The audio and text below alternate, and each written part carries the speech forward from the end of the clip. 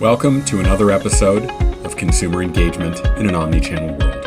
Our co-hosts, Shri Rajagopalan and Peter V.S. Bond, explore how brands and retailers engage with consumers in-store, online, and everywhere in between. And now, here are Shri and Peter. Welcome everyone to this episode of Consumer Engagement in an Omnichannel World with Peter Bond and Shri. And today we will be taking on a very fun topic, and that has to do with career management, talent, people movement, your career journey, and most importantly, tips from our friend here to give you so that you can continue to grow in your career and reach those aspirations that you've always had. But first, a reminder to our audience, you can catch all our content on tinyurl.com/thecpg guys. I'll spell that out for you, tinyurl.com/THECPGGUYS. And when you get a chance to listen and download to the podcast of this episode on tinyurl.com/AppleCPG podcast. And we'd love for you to review it as well as rate us. Without further ado, welcome to the one and only machine of data, CRM, analytics, and also UGC and Mr. Power Reviews himself, Peter Bond. Shri, you are the Han Solo to my Chewie, the Snoopy to my Woodstock, and the Lennon to my McCartney. It is always a pleasure to be with you. You just reminded me of a one of my first Nintendo handheld video games when I was 8 or 9 called Snoopy Tennis. Anybody remember that? So I'm dating myself. We're not that old, Shri. No. I'm dating myself. Sorry. I'm dating myself. So without further ado, let's get into people and talent and how one gets ready during the current epidemic and starts to build a new future, perhaps. And so welcome, Suzanne. We're thrilled to have you on board with us. If you can take a couple minutes and tell us who you are and what you do, and we can jump right into people management. Great. Thanks so much, guys. I really appreciate being invited to participate. So a little bit about me. Out of college, I went to work for a CPG company, specifically in publishing and magazines.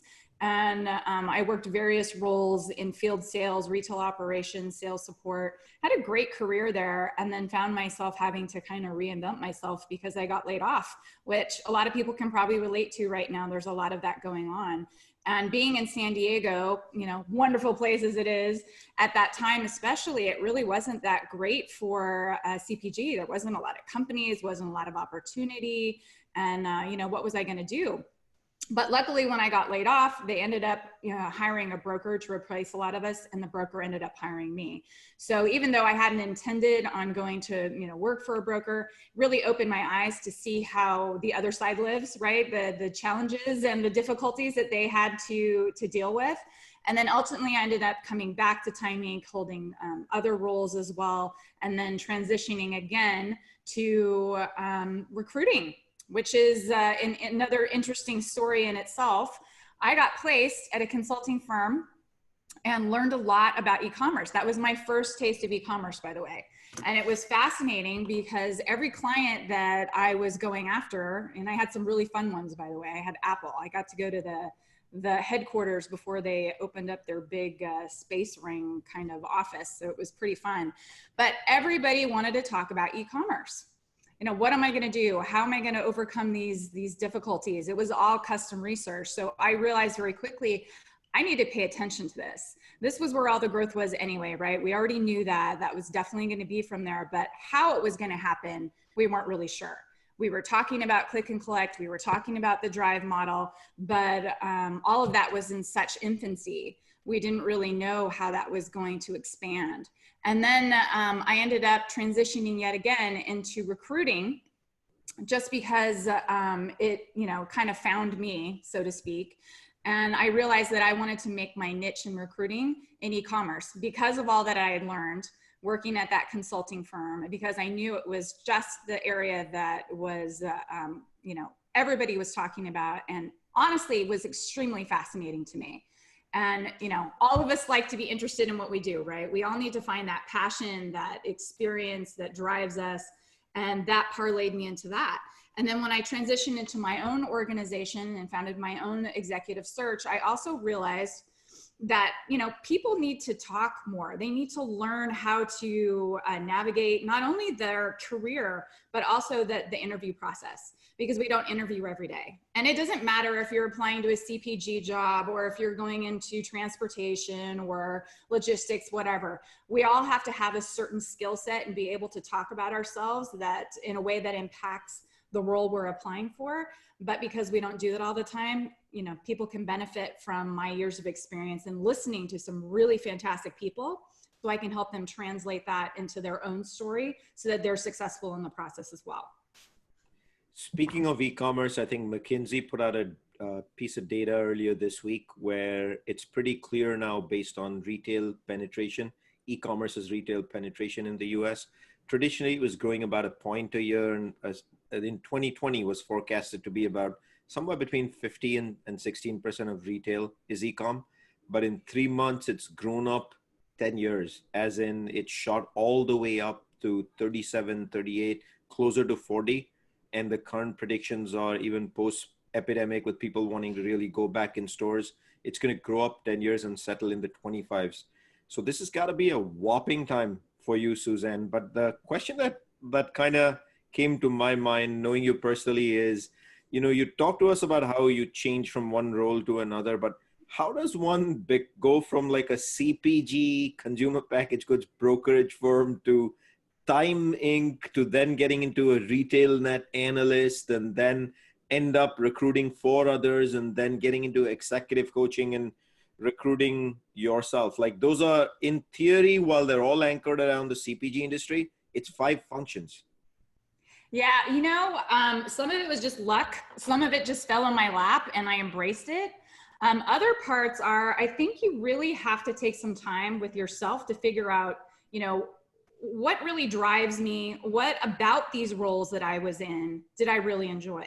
And for me, it goes back all the way to high school. Okay, my very first job at a drugstore in my tiny little town in Central California was one of the only options in town to work at. So I went to work there, and I started taking charge of the Ray-Ban display, because they, I just like sunglasses, right? So I kept ordering things that weren't there. And then my boss, she said, well, why don't you just take charge of it? So I did. And then the sales went up. And she goes, well, why don't you take charge of this? So then I started playing around with things. So people had faith in me, to be honest, and they trusted me. And so that was something that I think that was really important. But then I also realized I like the other side of it. I like to play around. I'm very analytical. And I'm sorry to say this, Walmart, and I know every CPG company is going to be cringing at the moment, but when I worked at Walmart Pharmacy, I would take a scheduled end cap down and I would put up, something that we had a ton of stock of that I knew was going to move really quickly, especially if I did a demo. So I was just curious. So in January, what's hot? Diets. So I took all the Slim Fast and I put it on an end cap and I did demos. And then I took the tails on and I started watching the sales. That F4 function, perpetual inventory, was my favorite thing. I went around the store all the time checking the numbers. So once I realized this about myself. I don't mean to interrupt, but when Peter and I rarely get a guest who's willing to geek out with us on end caps and perpetual inventory, you may be a first. Sorry. Well, I started in retail. I can't help it.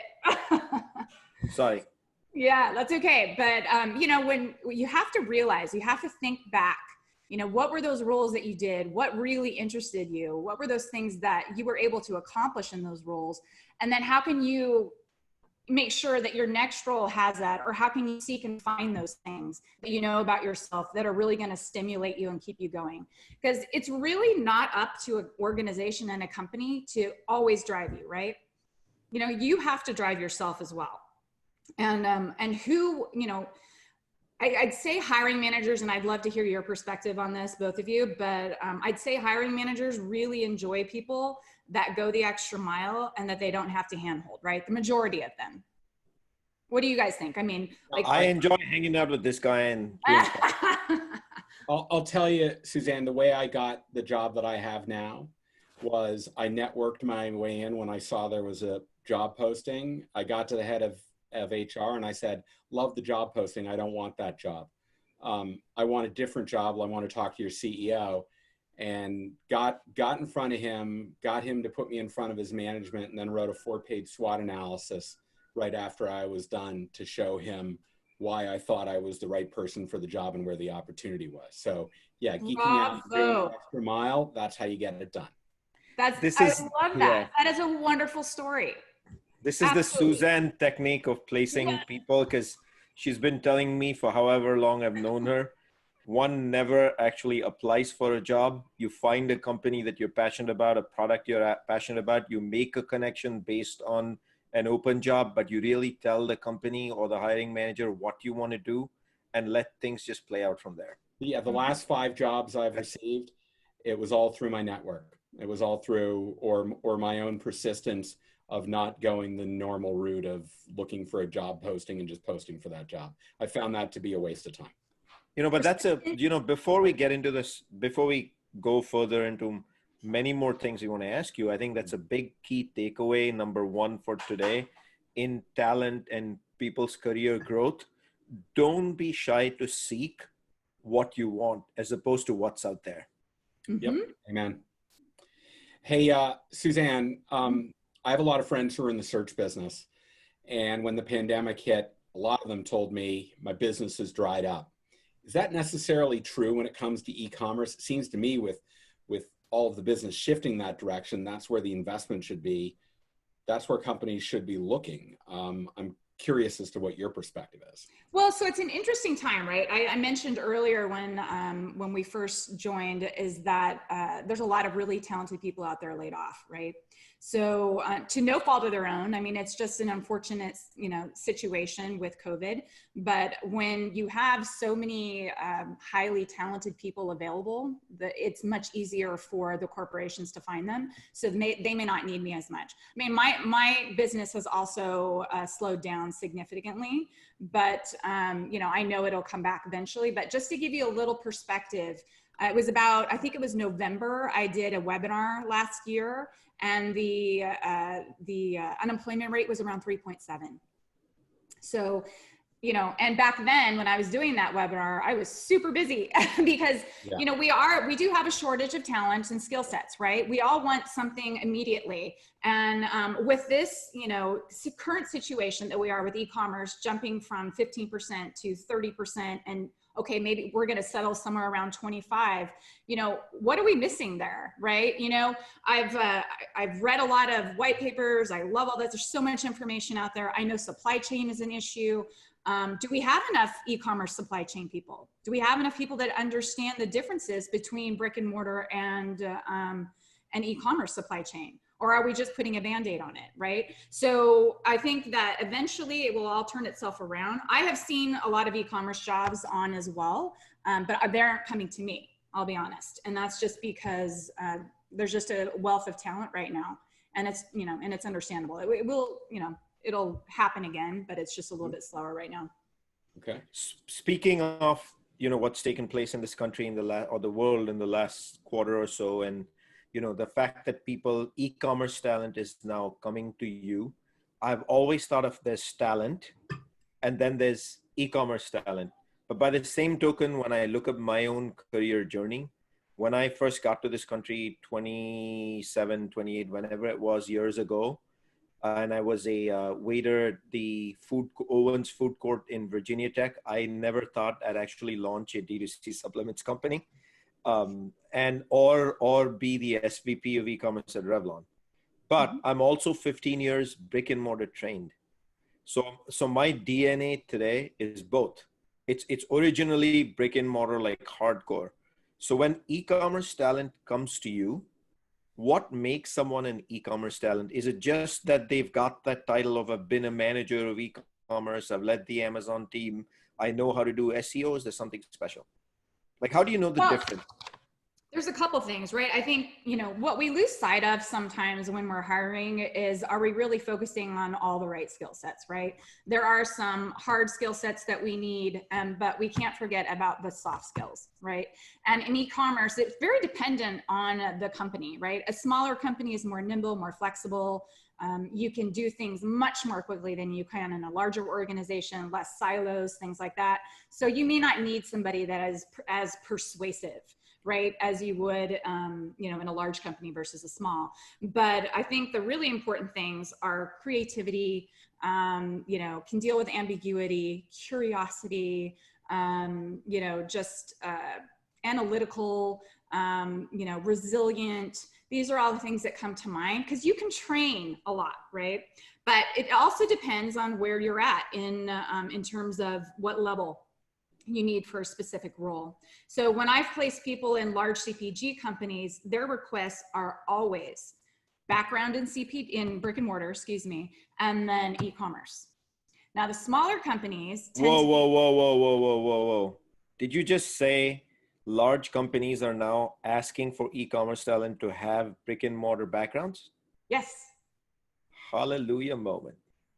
Well, that's all they've ever asked for me. And I think that's really important. Wow. There's a language barrier, right? If you have an e-commerce team that only knows e-commerce, and then you have brick and mortar that only knows brick and mortar, what do you have here? You have this huge gap. Nobody's speaking the same language to each other. And then all you're doing is butting heads, right? You're fighting, you're competing, you know, for all these things, and nothing's really getting accomplished the way it should. Well, you get a team on the 7th floor that's treated very special and is the rest of the organization are jealous of, but they have no funding. I don't think that just happens on the CPG side. I've been on the retail side, and it's oh, is it really? It's very much true that when the merchants go to deliver their annual plan, 5 minutes before they walk into the boardroom, they call up their e-commerce counterpart and say, can you email me over the 3 slides so I can attach them in the appendix of my deck? So that's about how close they are in many cases. Well, I'm sure those conversations are changing a little bit right now, though. You know, I think. I hope so. Yeah, I would too. I think it's a little different. I think, but there's still some major challenges, right? Because it's still not profitable yet. And how are we going? You know, we all want to be profitable, but who's going to figure that out, and how are we going to do that? I think you hit on something very important, which is when I saw the announcement of Instacart getting another round of funding. Someone asked me, what did I think? And I said, just confirmation that absolutely no one is making money at e-commerce grocery. Not Walmart, not Instacart, not Amazon. They're just not doing it. But that doesn't mean to abandon it. It just means they got to get it right. And they're still working on it. Yeah. So what is right?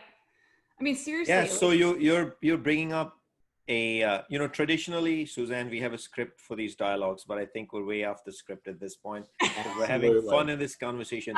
But you just asked a very important question, right? What is right? Like Peter just said, and I have said it so often publicly, that e-commerce dilutes the P&L.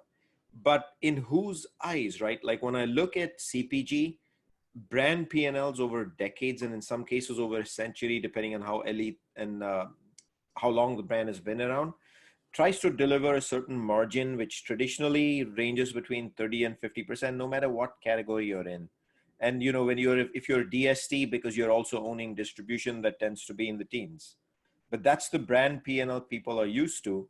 But most CPG brands don't become retailers. They've never been retailers. Because when you take on fulfillment in retailers and you become a retailer, there's obviously cost of fulfilling. And your brand P&Ls get diluted from your amazing 30s down to the single digits, which is what we know the public data that's released. Most retailers run on a single digit P&L Right. profit, net profit at the end of the day. And I think that's what makes it uninteresting for CPG brands, because it's a change in the P&L. But I think somewhere in there, what gets lost is I've always done it a certain way and my P&L has been a certain way. Therefore, it's wrong because it's going to dilute my P&L. What Peter and I will tell you, and you'll see this repeatedly on every episode, everything we publish, we don't forecast stuff here and we don't force anybody to do anything. All we want to do is see the transformation of the industry. So CPG brands continue to deliver quality products at value. And how do you do that if you don't follow the consumer? Yeah, that's that. Let me double down on that, Shri. If CPG companies are not investing in a D2C strategy, simply for that reason, to be where the customers are, to learn, to own the data, to own the relationship, and understand that that's an investment in their consumer engagement strategy, then they're missing the point. If they're looking purely from is the margin comparable to my brick and mortar business, they're just going to ignore it and they're going to be left behind because their competitors understand, particularly the D2C native brands, that's where their consumers are, and they're going to miss the train. So Suzanne, that leads me to ask you this very pointed question. So when large companies are asking you for talent, like my own career journey, brick and mortar, I can only have this discussion with you, Peter can, about 15% margins and single digits, et cetera, 30s, because we've done it. But isn't that also something that holds some of these people back because when they walk over to the e-commerce world and they come with this talent, they're thinking, I got to deliver a 30 margin versus doing what's right for the consumer? Well, I think at the end of the day, the company always wants to do what's right for the company, right? It's not going to be completely about the consumer. It's, and it has to be some sort of balance. Takeaway number 2. Yeah. But I think where it's difficult, the larger the company, the more difficult that is to get it through, right? And I know I've heard you speak before, Shri, about I had to knock on the door 90 times before they started to listen, right? And I remember, I don't know, I think it was 5 years ago, I was at a trade show and somebody was getting up to speak, an e-commerce expert, and he said, I spent 40% of my time just trying to push through my agenda for my team. And that's exhausting, right? And I've heard that several times. It's definitely getting better. So that's positive. I think, a lot of companies are realizing, and I saw a big shift with all the native brands really, starting to make a dent and gaining popularity and doing something different. I've shared before that one of my favorite presentations was at Grocery Shop when the CMO of RX Bar got up and started talking about how everyone was saying they were doing everything wrong. Like their packaging was terrible. Like you can't just put 4 simple ingredients on the packaging. That's ridiculous. You can't sell direct to consumer. How are you going to do that? It's just all these things they said that they couldn't do, yet they did it. Right. So, and if I think about even myself as a consumer right now and how I'm shopping, I've bought more things on Instagram since COVID started than I ever have. And now I feel like that's going to stay because not only am I getting a feed full of these D2C things, but it's very interesting and it's different. And I want to purchase it because, I want to see how the process works. I'm very curious as well. But I think a lot of people are doing more of that. So to your point, I think, D2C is here to stay. And if they don't take a seat at the table, they're going to get passed over, right? So there was... Go ahead. I was just going to say one last thing. It was very interesting when I started recruiting. Everybody wanted, this is probably about 7 years ago, everybody wanted people with Amazon experience. It was all about Amazon, right? Amazon, Amazon, Amazon. I only want Amazon people. That's it. And then it kind of shifted to Amazon advertising. I just need people that understand Amazon advertising. I said, all right, got it. Then it went to, click and collect. We got to have people that have click and collect. That's a big one too. And now it's getting a lot more traction about the Walmart.com, especially because Walmart's making a huge play, right, with their marketplace. And to a lesser extent Target, and the other .coms. So a lot more attention because there's just more people available now that have the Amazon experience and the Amazon advertising, but we have some other retailers that are pushing really heavily to the brands to participate, right? Because we need them and they need them as well. So it's been an interesting shift, but that tells the audience something, is that it's not just enough to have only Amazon.com experience, number one. And I highly recommend putting your head over your colleague's shoulder and learning about Walmart.com or Target.com or whatever other .com. I think you can get some valuable insight there. But additionally, do not assume that your e-commerce experience only will carry you throughout your entire career. Brick and mortar is here to stay. And you still, if you want to get into that C-suite, you really do need to have that brick and mortar experience. Takeaway number 4 has been registered. You're giving him too many easy sound bites here. This is bad. We gotta stay away from the dreaded 5-letter word that Shri loves to talk about, and you just touched on that with the second part of the Amazon. So let's put it aside. We've talked a lot about your search business, but you also do coaching business for candidates. I'd sure love to know from your perspective, what is it you're finding that drives the most value for them, particularly for, say, people who are looking to get into the e-commerce space that don't have, because it's easy when you talk to, I'm sure when you talk to a client to say, find me someone with the exact same job at another company. Right, exactly. But with the transition, what are some of the areas that you find particularly valuable to your personal clients and coaching them for success in making that pivot? Well, if they want to make that pivot, the easiest way to do that is within the organization they're already in. You know, because if you try to go apply for a job, you know, as a national account manager or key account manager on Amazon, it's not going to happen. You don't have any experience with Amazon. It'd be really, really difficult to do that, because you really need to have somebody in those positions that understands it. You know, a great starter position, if you're coming out of college and you want to, you know, you want to get into this area, is an analyst, right? A digital analyst, e-commerce analyst, something like that. Typically the college kids are coming out very well versed in Excel, which is super important in e-commerce. And so they can step in because they already have those key skills. And then they can just, you know, train them and they can learn the ropes and move on from there. But if you're, you know, in the middle of your career, or perhaps, you know, you're at the manager level, honestly, the best way to go is to do it within your own organization. Now, let's say your own organization doesn't have an e-commerce business, then I would transition in a lateral move or a slightly, you know, elevated level in another company, and then work your way up to that. You're just not going to walk into that kind of role. So Suzanne, let's take a situation of someone, because you're coaching up and down all levels. Let's take someone more senior. So I think it's very clear, takeaway number 5 established for if you're in the middle of your career, you're starting out your career, very clear. What if you're more seasoned and you've 20 years into your career, you know, a couple of decades, you've run the grocery channel, I'll just make it up, for Coca-Cola. So there's no one better than you in the grocery channel. You've been a GM of a $5 billion business, and now you now realize after this epidemic, hey, for my continued success to become the chief customer officer, I also need to know e-com. What do you do in that case? Like, how do you suddenly transition into a GM of e-com, or are you doomed? Well, I think you participate.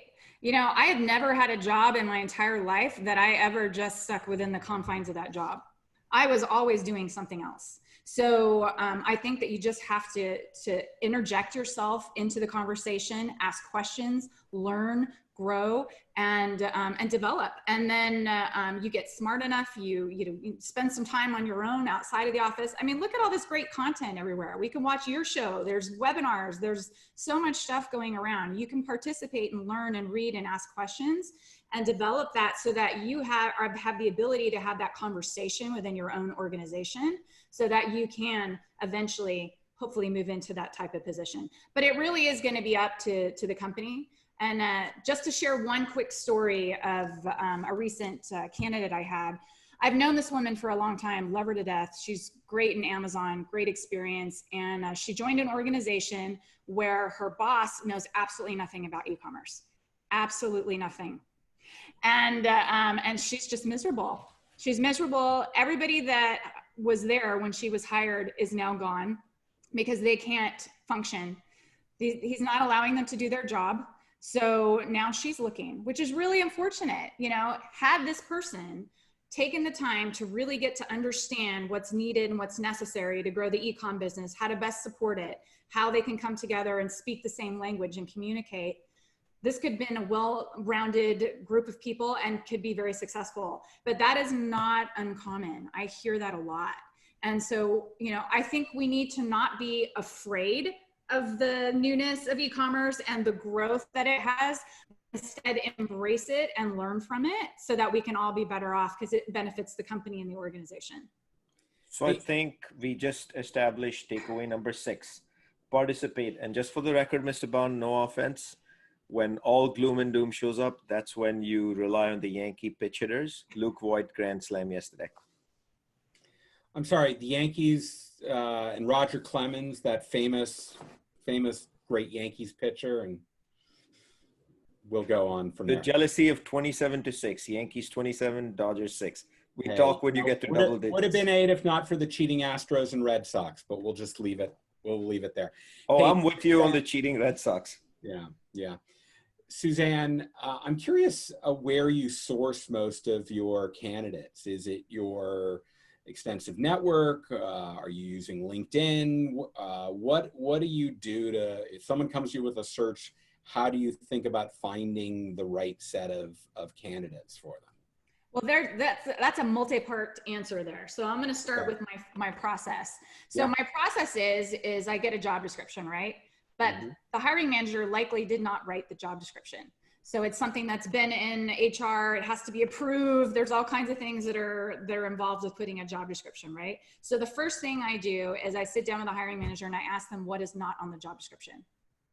Just tell me. How interesting. Yeah, tell me what you're looking for. Do they like to hear that question, or are they like taken aback? I usually get a little moment of silence, because I'm not exactly accusing them of not reading it, but at the same time, I know there's more to it. You're holding them accountable. Number 7, read. Read. I have a job to do and I want to be successful. If I just go to the job description and I go based off of that, it may take me longer to fill the role. But if I just straight out ask you, what's not on here, what's missing, tell me what I need to do so that I can get this done in a timely manner, then we're all moving along, right? I don't like to have to redo anything. So I start with that. And then I go through and I start thinking, and I have built a network over the last 8 years that's extensive. I spend a lot of time with people. I get to know them, and I don't just talk to them when I'm filling a role. I talk to them outside of that. So I get to know the people very well, because you know what? Hey, 5 years ago, you may have wanted a different role. Maybe you wanted something where you focused more on Amazon, and today you want to be more on the click and collect side, or you want to work somehow with Instacart. I don't know, but you may have changed. Number 7, you need to spend time investing in building your network. It doesn't just kind of happen. Exactly. Well said, and it takes a lot of effort. It's a lot of work, a lot of effort, a lot of time, a lot of phone calls, but it pays off in the end. And honestly, that's the value I bring as a recruiter is my network. I've spent a lot of time with that, and I can get to those people typically a lot easier than the actual in-house recruiter can, because I represent multiple organizations where an in-house will only represent one. So I've actually had candidates tell me that they'll talk to me before they'll talk to the in-house recruiter. And I've got to imagine that doing this is all about making sure that the person you place there is the right person, that they're happy, the company is happy. And I'm kind of curious on those occasions where either the company's not happy or the person is not happy. What do you look to learn from that, and how does that contribute to future searches that you're conducting? Well, I'm selling exceptional, right? I'm only presenting exceptional candidates. So I work really hard to try to not have that happen. But yes, it has happened. Absolutely. I'm at the mercy of the information that I'm getting from one person. I'm at the mercy of the hiring manager's opinion of what's going on. And sometimes there are unforeseen instances. This happened to me a couple years ago. The hiring manager ended up leaving 2 days before the new hire started. Wow, that was exciting. So I called my candidate and I said, well, how are you feeling about this? Because I want to make sure, he's walking into blind. Who am I reporting to now? What's going on? What's the structure? It's very intimidating. And it wasn't just a move across town. It was a move across country. Okay, so this is a big deal. And so I said, let's set up a call. So I set up a call so we could talk to new management. They got on the phone. Everything seemed fine. But then they called me a couple months later and he wasn't the one. Well, after some digging, I found out the new hiring manager does not have the same plan for this role that the old hiring manager did.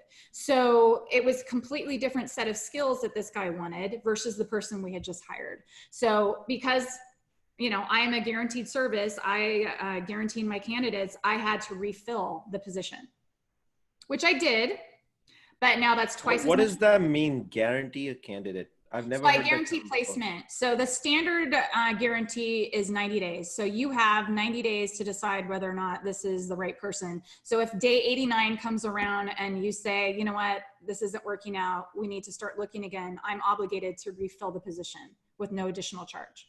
Mhm. So Wow. it's in my Yeah, best speechless. interest to get it right the first time, Yeah. which is why I asked so many questions and why I'm at the mercy of what I'm being told. You know, I mean, you know, the guy wasn't going to tell me he was leaving the company, which I understand. And, you know, he has to do what's best for him. I totally understand it. And that is rare, by the way. But it happens. You have to roll with it. So I want to flip to a slightly different world because I think it came up earlier. You know, the word direct to consumer, which I call it the kryptonite of CPG, D2C. And we've discussed a lot about P&Ls, et cetera. If there's one area of talent which doesn't look the same as the rest of e-com, like Amazon and coming with a brick and mortar experience, D2C is not the same because for the first time, you're also a retailer. And it seemed that that word is now really coming out in prominence, and very large brands who've never been retailers are now, should I get into the D2C business? But, you know, in discussions with you, Suzanne, and seeing what's in the market, what I've learned is there's a lot more action in D2C.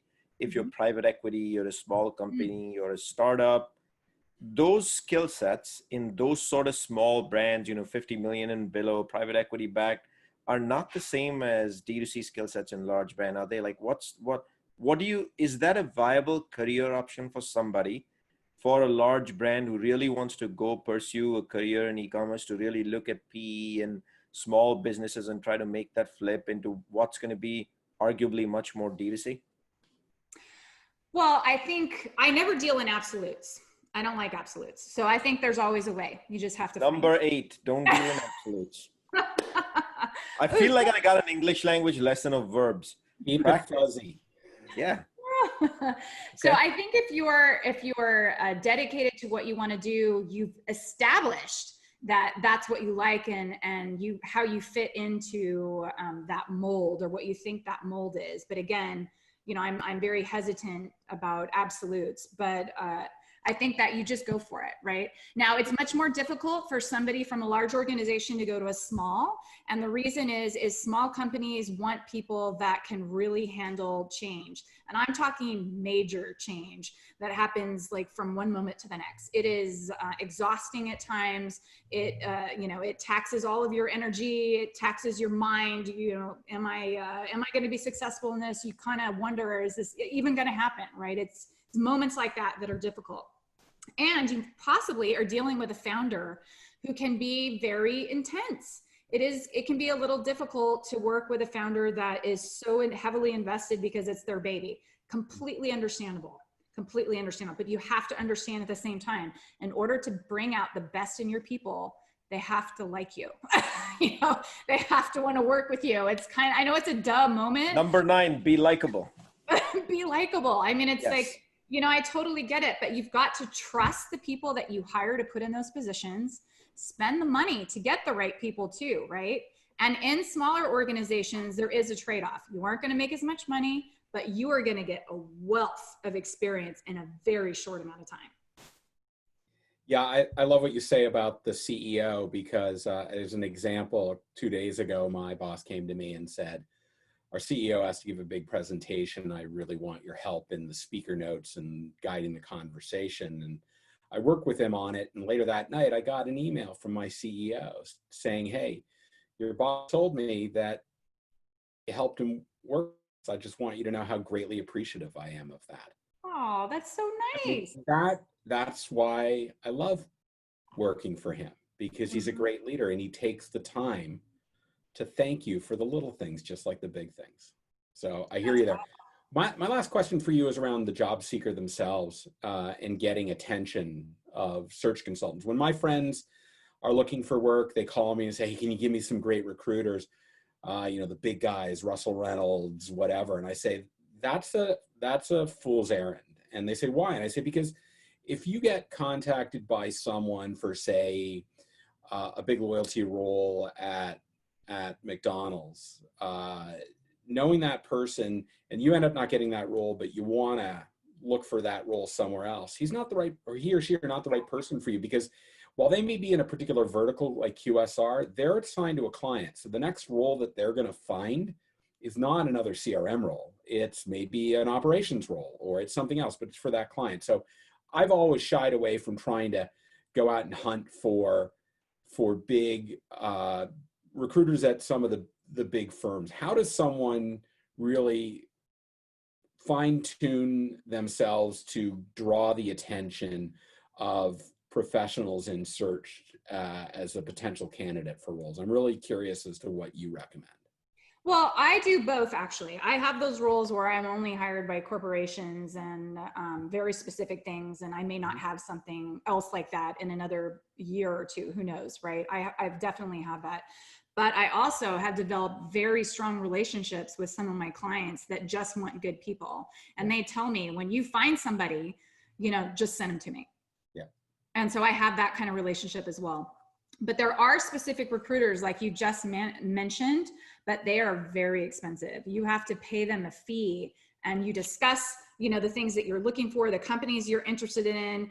They help you fine tune your resume. They take you through the whole interviewing process. They really fine tune your skills. Mm-hmm. And then they blast your resume out to those companies and push you in that way. I don't typically do that, but I do prepare you for that type of scenario for you to do it yourself. So, just like the example you gave earlier, Peter, that was awesome. If you identify a company that you really like, go for it. Find a way to knock down the door and get in there just by picking up the phone and just starting a conversation.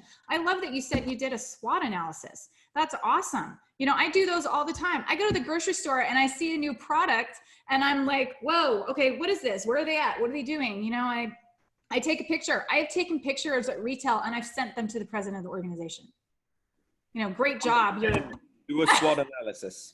Yes, SWOT analysis. A funny story related to that, Suzanne. About 15 years ago, my college roommate and I were doing a West Coast golf and wine trip. And at one point we were in Paso Robles, and there's a picture that my friend took of us. It was two guys, two sets of golf clubs, all of our luggage, and 8 cases of wine in a Mini Cooper. And I sent it to my buddy who was the VP of marketing at BMW at the time. And he said, I put that on my door with the email you wrote to me so that everyone who came in read that because that was absolutely phenomenal. So taking the time to do things like that, or when I'm on vacation, I get up at 6 a.m. It drives my wife crazy. I go out and do store checks and wherever I am. Yes. Back when we used to travel. Because Right. I like you. I love to go into the stores and see what's new. Oh my gosh. My favorite thing is to take somebody who doesn't know anything about retail or CPG and walk the store and talk them through category management, shopper marketing. Like, I just go through it all, and it's just so much fun. And then to just sit there sometimes and watch how consumers pull things off the shelf. Are they reading the box? Are they just dumping it in? Are they looking at a list? All these things. Like, I used to love heat maps. I miss the heat maps from Kantar. Suzanne, you are the real deal. Some executive recruiter, a recruiter who talks about walking into the store and showing people displays, is ready to geek out about projections, is ready to geek out about data, possibly Nielsen, IRI, whatever it takes, and can go the spectrum. Suzanne, you're such a rare breed because you can go the spectrum, and you've done it with me, where you can talk about a lobby display, and by the same token, we can swing over to SEO, title-based SEO, and UGC that delivers ratings and reviews and Salsify as a PIM. That is pretty amazing. But I'm looking at the time slot here, and when you have an amazing topic like this, time just flies by. And I want to remind all our audience, we just crossed 300 organic followers on LinkedIn. I want to thank you for the love and for following us and also chiming in on the conversations with us. We are also well on our way to 2,000 organic downloads of our podcast alone on Apple. And I want to thank you for all the clicks, likes, and sharing that you do of our podcasts. I want to thank you, Peter, as always, week over week, for hopping on board and coming and sharing your views on consumer engagement in an omni-channel world. Again, we would love for our listeners and audience, when you get a moment, when you download and listen to this podcast, go to tinyurl.com/Apple CPG podcast. And if you'd leave a rating and a review, we would really appreciate it. Suzanne, thank you so much for making time for us today and engaging in this passionate topic of ours, which is people and talent. We hope you'll come back once this epidemic is over and we can look back and see how the world of recruiting, talent management, and people movement has changed. With that, I'll close out this episode. Thank you, everybody, and catch you soon on the next one. Thanks, guys. Thanks. Bye, everyone.